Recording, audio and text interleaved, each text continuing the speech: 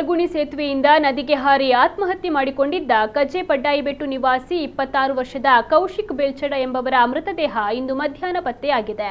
ಬುಧವಾರ ಸಂಜೆ 6:30ಕ್ಕೆ ಗುರುಪುರದತ್ತ ಸ್ಕೂಟರ್ನಲ್ಲಿ ಆಗಮಿಸಿದ್ದ ಕೌಶಿಕ್ ಫಲ್ಗುಣಿ ಸೇತುವೆ ಮೇಲೆ ಸ್ಕೂಟರ್ ಅನ್ನು ನಿಲ್ಲಿಸಿ ನದಿಗೆ ಹಾರಿದ್ದರು ಎನ್ನಲಾಗಿದೆ. ಕತ್ತಲಾದ ಕಾರಣ ಬುಧವಾರ ಕಾರ್ಯಾಚರಣೆ ನಡೆಸಲು ಸಾಧ್ಯವಾಗಿರಲಿಲ್ಲ. ಇಂದು ಮಂಗಳೂರು ಅಗ್ನಿಶಾಮಕ ದಳದ ಸಿಬ್ಬಂದಿಯು ಕೌಶಿಕ್ಗಾಗಿ ಹುಡುಕಾಟವನ್ನು ಆರಂಭಿಸಿದ್ದರು. ಪಾಣೆ ಮಂಗಳೂರಿನ ಮುಳುಗು ತಜ್ಞರು ಕೂಡ ಆಗಮಿಸಿ ಸೇತುವೆ ಕಂಬಗಳ ಬಳಿ ಹುಡುಕಾಟವನ್ನು ನಡೆಸಿದ್ದರು. ಸತತ ಕಾರ್ಯಾಚರಣೆ ಬಳಿಕ ಕೌಶಿಕ್ ಮೃತದೇಹ ಪತ್ತೆಯಾಗಿದೆ. ಬಜ್ಪೆ ಪೊಲೀಸರು ಪ್ರಕರಣವನ್ನು ದಾಖಲಿಸಿ ತನಿಖೆಯನ್ನು ನಡೆಸ್ತಾ ಇದ್ದಾರೆ.